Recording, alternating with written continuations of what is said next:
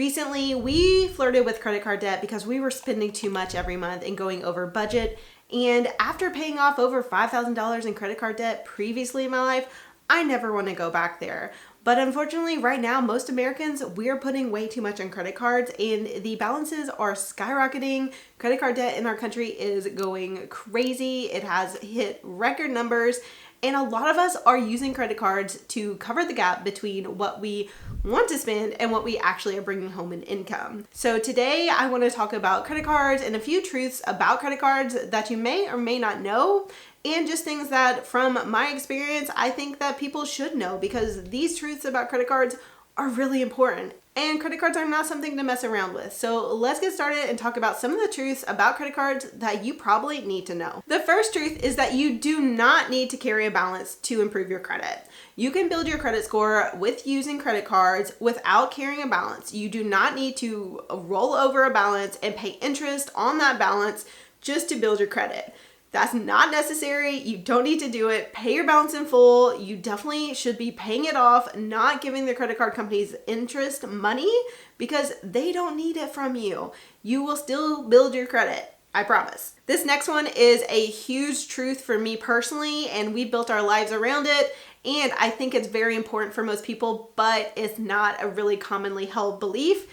But credit card debt is an emergency.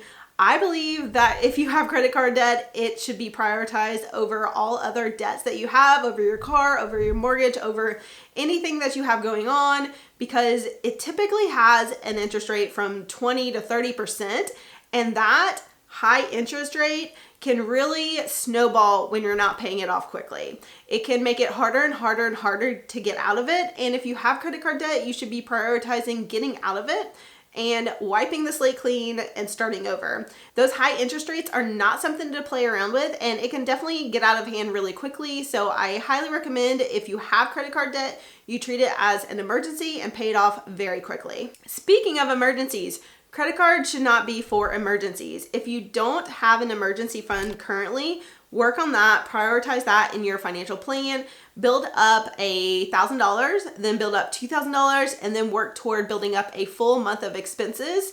So that way you have the ability to cover financial emergencies when they come in without reaching for a credit card. Another truth about credit cards is that the credit card points and rewards are worthless if you're paying interest. You're basically never going to be making any money, never going to be getting ahead with the points and rewards that they offer if you're also paying that 20, 25, 30% interest on your balances.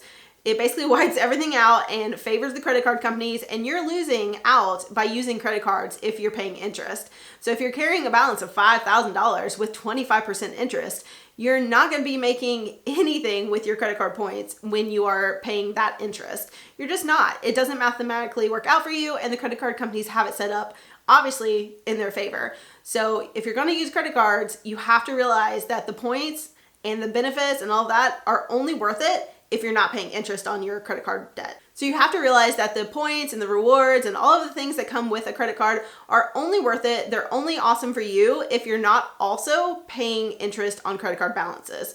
So definitely remember that credit card points are worthless if you're paying interest on a balance. You're just never going to make more in rewards than you will on the interest that you're paying on those balances. It's a lose-lose situation for you. You might feel like you're winning because you're getting something, but I promise you're not. The math just does not work out for you. This next truth though is about getting the most out of rewards, because the truth about credit cards is that the best rewards are those sign-up bonuses. And that's why people do the churning of credit cards where they open an account, they spend their money only on that credit card, they get the bonus, and then after a certain time, they close that account and then they move on to the next one. I personally do this because I do like to use credit cards to travel, to do some cool things, and having those bonuses is really, really helpful. And the truth is that the sign-up bonuses are the best you're gonna get from credit cards. It's nice to get that cash back or the rewards when you're spending on it monthly, but that does not even come close to the big bump that you're gonna get when you first open a card and get that sign-up bonus. Usually when you are opening a new card, you have to spend $3,000, $4,000 to get those big bonuses. So it's best to kind of prioritize when you open a new card, when you have a big expense to pay for, so that you can get that bonus and really reap the best benefits of credit cards. Okay, now here's a huge, huge truth that you need to know, that I need to know, that everyone needs to know. Not everyone is a credit card person.